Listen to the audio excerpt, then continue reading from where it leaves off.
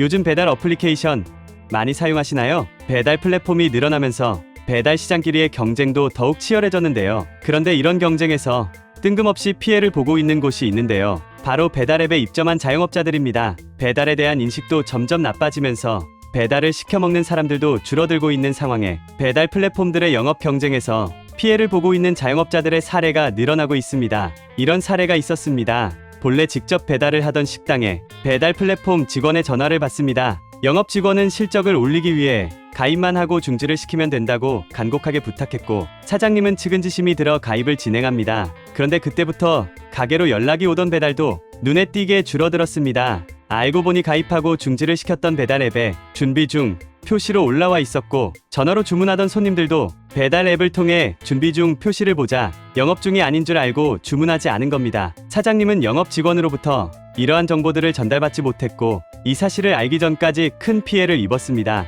이 외에도 영업 직원들의 무차별 영업은 다양했습니다. 대형 몰에 입점해 있어 배달 자체가 어려운 곳이나 계약 당시 폐업 예정이어서 현재는 영업을 하지 않는 곳, 심지어는 아예 배달을 하지 않는 뷔페식 식당까지 가리지 않고 영업 전화를 돌린 겁니다. 왜 이렇게까지 해야 하는지 직접 영업 직원에게 물어봤는데요. 영업 직원의 입장에서는 실적에 따라 등급별로 관리 수당을 많이 받는 구조이고, 기준점이 되는 실적을 달성하지 못하면 계약 해지가 되기 때문에 회사에서 계속 생존하기 위해서는 무리하게 영업을 할 수밖에 없다는 겁니다. 이렇듯 배달 업체의 경쟁이 과격해지는 가운데 엉뚱하게 피해를 입는 곳은 소비자들과 소상공인들인 상황입니다. 플랫폼 독과점을 규제하는 플랫폼법에 대한 논의가 계속되고 있지만 업계의 반발이 심해 현재는 진행하고 있지 못하는 상황입니다. 전문가들의 의견은 기업들의 영업 경쟁이 계속 이렇게 진행이 된다면 누구도 이기지 못하는 경쟁이 될 것이라 우려했습니다. 뉴스 잘 보셨나요? 그런데 여러분, 혹시 이런 사건, 사고와 관련된 주식이 있다는 사실 알고 계셨나요? 지금 주식 이야기를 하니까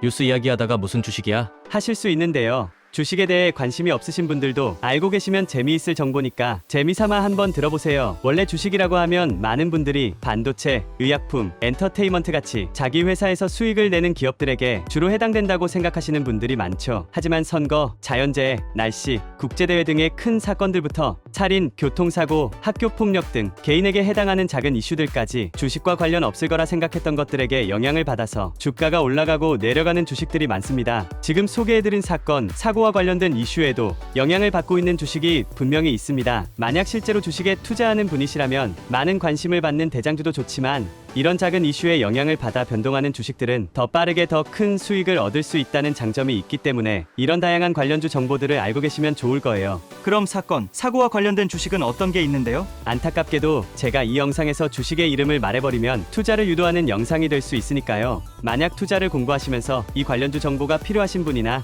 단순하게 주식은 안 하지만 그냥 궁금하신 분이 계시다면 제가 작게 개인 번호 하나 남겨두겠습니다. 이 번호로 땡땡 관련주라고 남겨주시면 관련된 정보를 말씀드리겠습니다. 정보가 도움이 되거나 재미있으셨다면 구독과 좋아요 한 번씩만 부탁드립니다. 끝까지 시청해주셔서 감사합니다.